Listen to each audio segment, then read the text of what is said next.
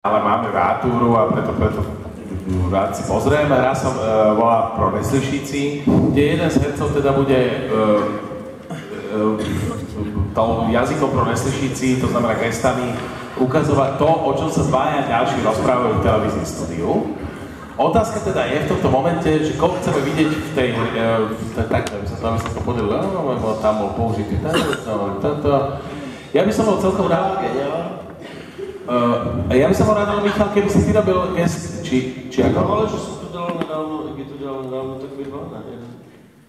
No ale ty by si mohol ukazovať tie ruky, či ako? Jak to je rovná pánoce, jak máte chuť? Ruky. Ty by si, tie gesta. No, urobíš to, Michal?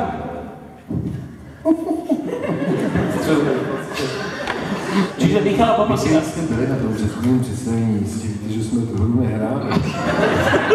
Prostě vy aspoň vidíte, jakýmu šílenci my jsme vedeni na pospat. Ale nevládeš, jak jsem si dal 4 minúty. Nie, prepáčte, to bolo včera tým pádom. No, vidíš to.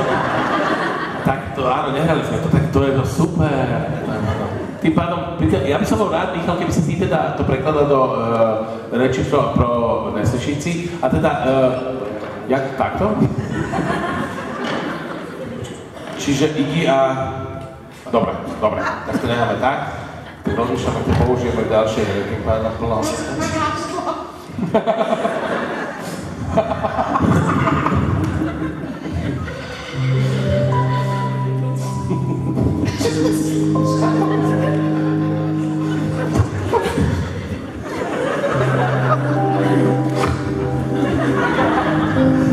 Super téma, ale nekomplikovat. Opakování znakové řeči, protože včera jsme byli v Čáslavě a pápež Čáslav je takhle. No tak sleduješ poradný. No, a vznikajú z toho fakt krásne veci celkom. Čiže otázka fakt teraz je, co bude téma v tom televíznym štúdiu, hej? Kde máme teda jedného redaktora, ktorý bude asi Ondra, a máme hosta, ktorý bude Iggy. Čiže o čo by sa mohli baviť v tom štúdiu televíznom? Ako? Zatmenie slunca. Dobre, čiže by to bol asi nejaký, to by to mohol byť nejaký... Odborník na slunce a redaktor. Myslím si, že keď si študuje odborník na slunce. To je majitel solárního studia.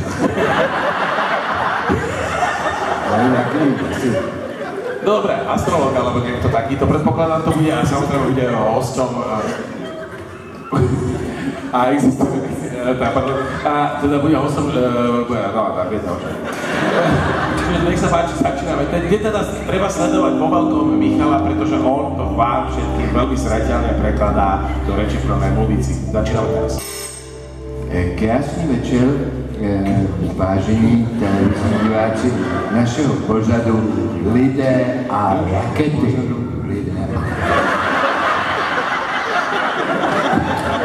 Dnes tady mám odborníka na slovo zatého, ufologa,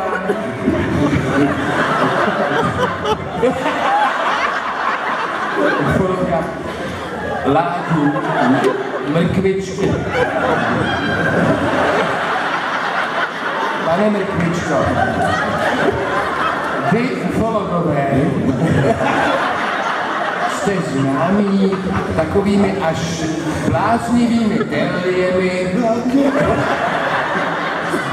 o původu mimozemského života.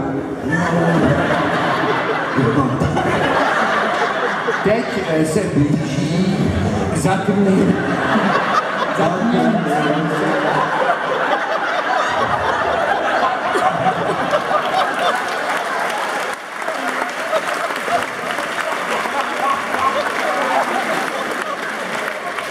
Očekáváte s blížícím se zatměním nějaký, jak se říká, návštěvu nějakých ufonů? Ano, dobročetně věřím, že jakmile bude slunce zatemněné a nastane tma, tak na naší zem přistane určitě neidentifikovatelný objekt, z kterého vystoupí, řekl bych, 20 až 25.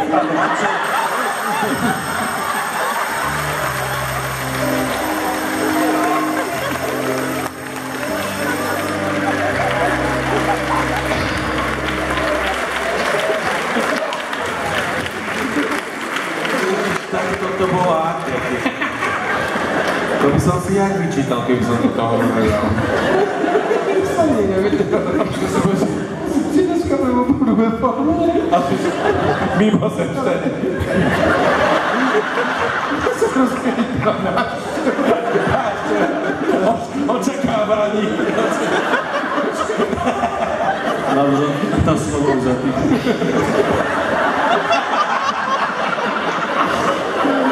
A mimo sečte jasné.